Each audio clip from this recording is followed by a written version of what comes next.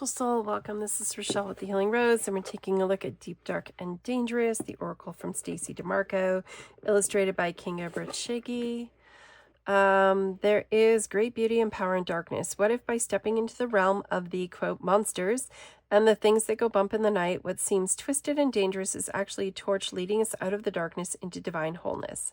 From the iconic Medusa to mermaids, Valkyries, and vampires, Selkies, and Sibyls, find your truth in the deep, the dark, and the dangerous.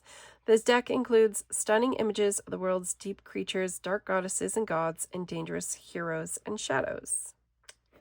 So this is from Rock Pool. Inside, we just have the same image that's on the back of the card, just in other colors. What I love, and I think the whole reason I picked this out, is because the texture on the box is fabulous. We have this like snakeskin texture to it. That's genius. Just genius. All right, so the book is full color. We have a little illustration. We have this textured paper background, which I personally find a little not amazing to read off of, but these are some of the decisions we make, although it looks super cool. It looks super cool. I think once you use the Oracle enough, you're not always going back to the guidebook anyways, so there's that. We have some spreads, how to use the deck, dedicating your cards, the basic info. All right, let's take a look. So they're gorgeous. They're beyond stunning. We have this beautiful foil edging. The background is not just solid black. It actually is a snakeskin background as well, which I think is super cool. It is glossy, which I do not think is super cool. So it's our sort of typical Rock Pool cardstock. It's not super amazing. It's just is what it is, which is fine. So they do, I have a tendency to think I'm picking up two cards at once. I think it's just the nature of the foiled edge where I always feel like there's still something there. I think they're quite lovely.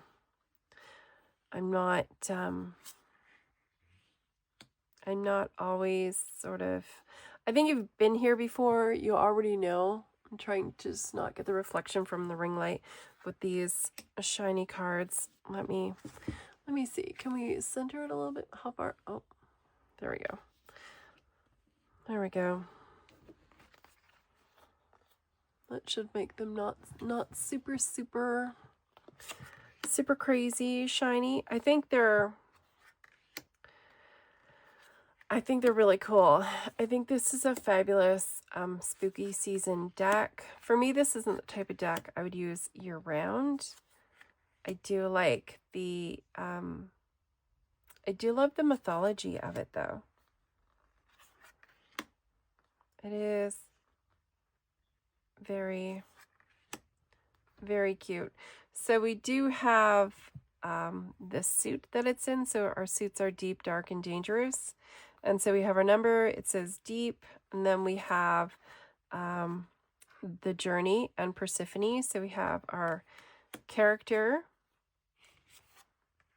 from mythology, and then we have a little keyword as to what it's about. So Charon is reciprocity. We have Nyx for darkness, Hypnos for rest. So these are the dark.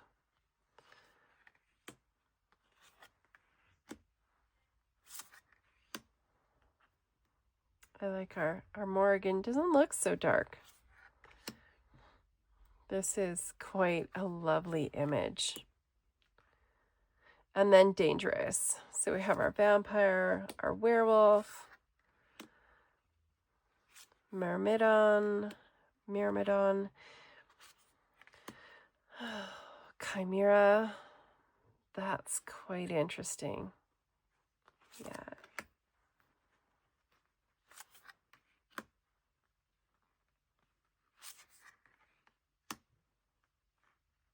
I like the harpy. It's very cool.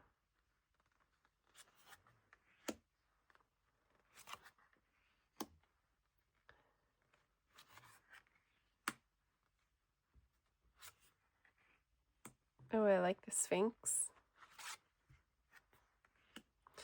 Yeah, very interesting cards, I think. Sort of the type of artwork I expect now from Stacey DeMarco. I think she uses the same artist, I think, in every deck she's put out. So, and now, of course, since we've done this, we have them slightly out of order, which is great. So it should make this shuffle nice.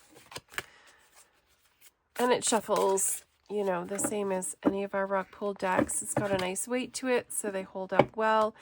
I mean, the thing about glossy cardstock, I may not like it, and I don't like it because if I've eaten anything and I have the slightest bit of any sort of, or I've moisturized my hands and I touch the card, the fingerprints are everywhere, and I'm constantly having to like buff the cards out. So I don't like seeing fingerprints on them. But because of the coating, they do, I think, last a long time. Although I prefer matte because I find with matte, it won't show the wear and scratches the same. So, well, let's just do a little 3-card read and let's see what the book says, shall we? And see what we think of this as an oracle. I think it's a cute themed deck for our spooky season. Well, let's try it as an oracle. Honestly, I got the deck because I loved that the backs were so stark, and I loved that it had the red foil. So that was my sole motivation. All right, so what inner power or hidden strength is ready to rise within me? How can I tap into my, well, thank you. That just flew out of there. How can I tap into the deep well of wisdom and intuition available to me? And what blessing or lesson am I being offered? So we have Mermaid, Chimera, and Harpy. Oh, and the Morrigan. What a pleasant addition. Okay, so let's take a look in the book. All right, so what power or strength is ready to rise within me? We have number 14, so I love that it's numbered. The mermaid beauty is a high value when it illuminates and inspires, but it is in the eye of the beholder. Relying just on outward appearances is shallow and temporary. If beauty is the only virtue, the others need to be developed. Love your own unique beauty. If you are using your beauty to manipulate someone, be wary. This particular kind of magic wears thin after a time. So the duality here is attraction and danger. And then it goes into a long bit of information about mermaids and sirens and the perils of beauty and a little bit about myths. Then it says our plant companion is the lotus and the crystal companion is Larimar. Interesting. I don't have any Larimar in my connection. So what inner strength is ready to rise? So I guess really we are looking at what you know, the other virtues that need to be developed. Love your own unique ability. Don't be manipulative. That's pretty obvious, I think. Just in general, right? We shouldn't need to be told that. Love your own unique beauty. I love that. That's a really lovely message to have. All right. So, how can I tap into the deep well of wisdom and intuition available to me? Yeah, I really like that mermaid card. I love her tail too. Her tail is not like generic mermaid. So I love that. I love how interesting she looks. Okay, so 32. Tapping into the wisdom and intuition available, we have synergy. The whole is more powerful than the parts alone. Experiment. There is power in new designs and ways. There may be people around you sowing discord. You know many things and have your own wisdom. Pull all this together to form something powerful. You have unique experiences and talents that can only be utilized by you. All right, so yeah. Use it. Even if there's whatever chaos happening, you're learning from that chaos anyways. Just use everything at your disposal. So it's a type of camellia for the plant companion, Echelsen's chimera. The crystal companion is amylite, which is quite interesting. Amylite is a really interesting stone. It's like a crystalline version of like ammonite, and like it's got aspects of what is that stone? It's got like a jewel like quality, almost like a rainbowy ruby kind of. It's really fabulous. All right, so what blessing or lesson? Chaos. I love it. This was like, people might be sowing discord around you, but like use it, right? Use everything you can to your advantage. Like take it, learn from it, incorporate it, use it. And then our lesson, what blessing or lesson? Chaos. I've had a lot of chaos this week. That's okay. The situation will evolve very quickly. Remove yourself from the influence of chaotic people and situations. Good luck with that. Stand firm. Justice is being sought actively and may well be found. Organizing influences may be found to turn chaos into advantage. Do not be hungry for the wrong things. Interesting. So the duality, justice versus retribution, chaos versus balance. So our crystal companion is malachite. Interesting.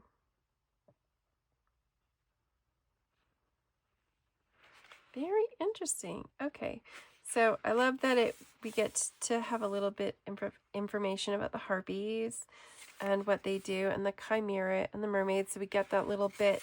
If you want to do the deeper reading into about the creatures, I think it's cool that information is in there. Yeah, so that's funny. Like, don't get stuck in the chaos. Like, I mean, there's a lot of chaos because I have toddlers in the house. And so we always have that extra bit of chaos, right? So what are we not seeing? What are we missing in all of this, right? So it's like your unique beauty.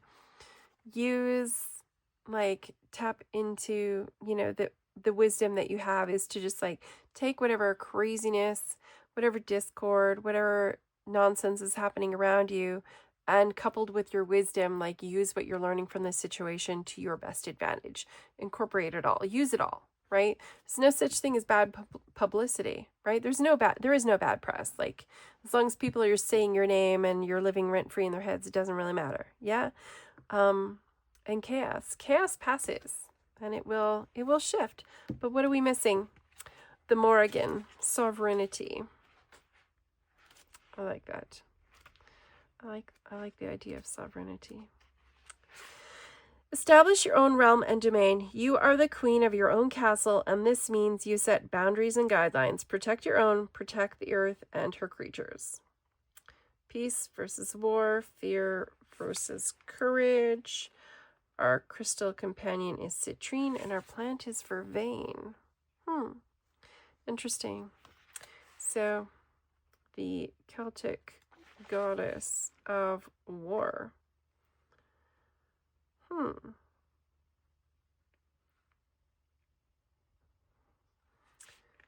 Very interesting. Very interesting that the Morrigan should pop out. I think it's a fun little deck. I think our oracle descriptiveness is very brief. So once you kind of learn it and use it for a bit, I think intuitively there will be things that you begin to understand. And I think this could evolve into an interesting oracle to use. I definitely think it fits for me as a spooky season deck, not a year-round deck. I don't see myself using the deck with werewolves and vampires and the Kraken year-round necessarily. It definitely is more of a little fun little niche deck.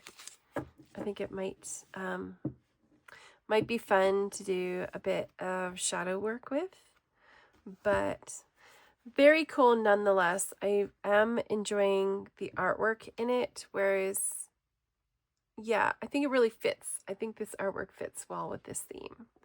So very fun. All right. I hope you've enjoyed this little peek at this fun little oracle. Maybe it's not for the everyday. I think it depends on who you are. I think when I was 18, this would have been an everyday deck for me. And I think for where I'm at now, this is more of like a niche for a certain time of year that I would use.